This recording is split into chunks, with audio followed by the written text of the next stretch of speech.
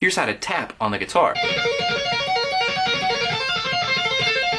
If you've been playing electric guitar for any period of time, you've either seen, heard, or even tried how to do tapping, which is a really cool technique and an iconic sound. But I'm going to show you how to tap if you're a first-time beginner and give you some good tips even if you've already done it before. The first thing we have to know about tapping is that essentially what we're doing is applying hammer-ons and pull-offs with both hands. So in case you don't know what a hammer-on or a pull-off is, a hammer-on is when you use the strength of your fretting finger to get a note out of the guitar without actually having to pluck the string. And a pull-off is the opposite. It's when you use your finger and you pull down on the string to reveal a note behind it. It's important that we get that pulling motion and that hammer motion for our taps to sound really good. The biggest mistake people make when they start tapping is that they put their finger on the guitar and they understand that you have to use your right hand to just tap a note out. But it starts to sound like this.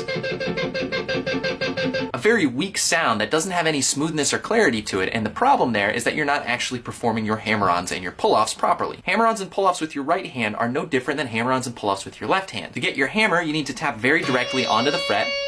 But you have to remember with the pull-off to actually pull down and get some tension under the string like you're plucking it with your finger.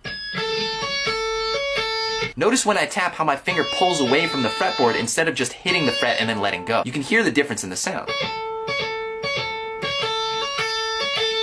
Once you feel like you've got the motion down, you can start to add a third finger. Let's set ourselves with a classic minor tap. We'll put our first finger on the 7th fret, our pinky on the 10th fret, and then use your tapping finger, which can either be your index or sometimes I like to use my middle finger, on the 14th fret, all on the same string. So 7, 10, 14. Now there's many ways to organize these notes. You can start with the tap on the 14, pull off to the 7th fret, and then hammer on to the 10th fret.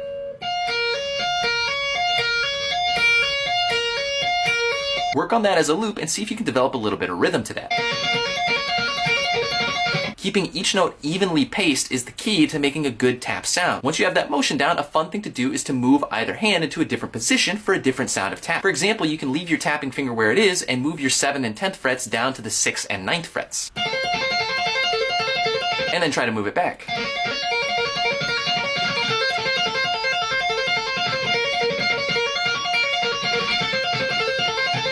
The hardest thing about transitions is trying to make sure that you move within the tapped period of time. Remember, as your finger is tapping, you have the freedom to move your left hand because your right hand is the one that's taking dominance. But if your timing is just a little bit off, the transition won't sound that smooth.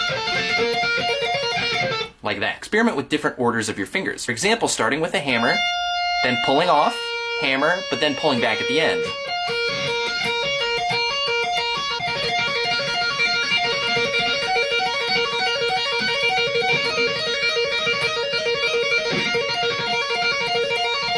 For you more advanced players out there, I like the idea of 2 or even 3 finger tapping with your right hand. If you can try to tap out more notes, you can add more combinations.